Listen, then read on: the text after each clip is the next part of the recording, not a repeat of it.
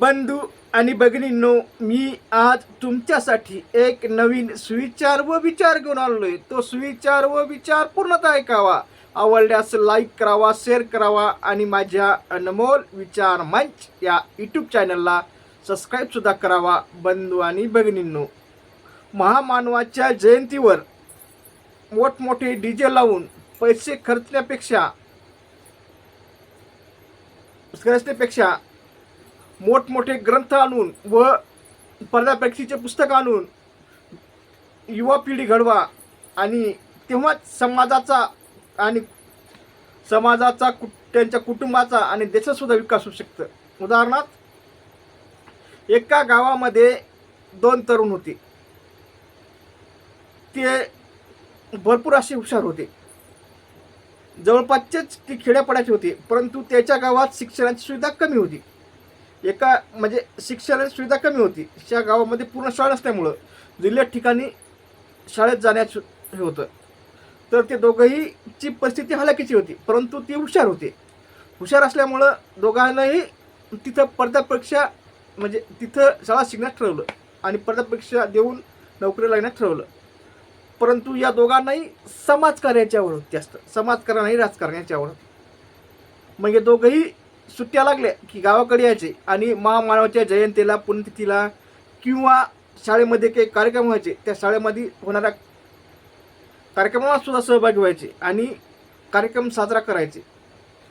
असे दिवसामागून दिवस गेले. त्यांना कॉलेजला सुट्ट्या लागल्या आणि कॉलेजला सुट्ट्या लागल्यानंतर एका महामानवाची जयंती आल्या. तर जयंती आल्यानंतर बाबा गावाच्या लोकांना ठरवलं दोघांच्या हवी की बाबा हे दोघंही हुशार आहेत, उच्च शिक्षित आहेत आणि या बारीने आपण असं ठरवूया की या दोघांच्या गावचे त्यांना अध्यक्ष झाले. एकाच्या गावच्या मुलाने असं ठरवलं की बाबा आपण एवढे पैशाचा मोठा असा डीजे आणू, 60-70 हजाराचा मोठा असा डीजे आणू, गावामध्ये भम असा लावू आणि गावामध्ये भम डीजे लावून मोठा माहोल करू असं ठरवलं.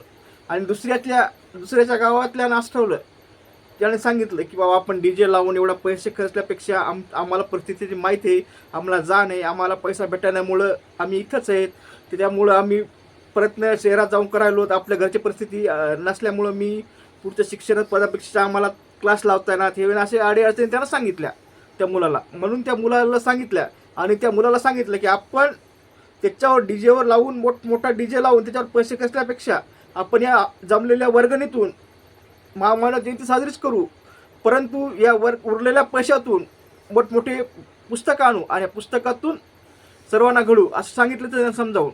आणि समजल्यामुळं त्या मुलांनी सुद्धा त्यांचं ऐकलं आणि उरलेल्या पैशातून 50-50 हजारातून मोठं असं ग्रंथालय समाजासाठी निर्माण केलं. आणि त्या ग्रंथालयातून मोठमोठे पुस्तकं वाचल्यामुळं काही विद्यार्थी घडायलेत आणि घडवत आहेत.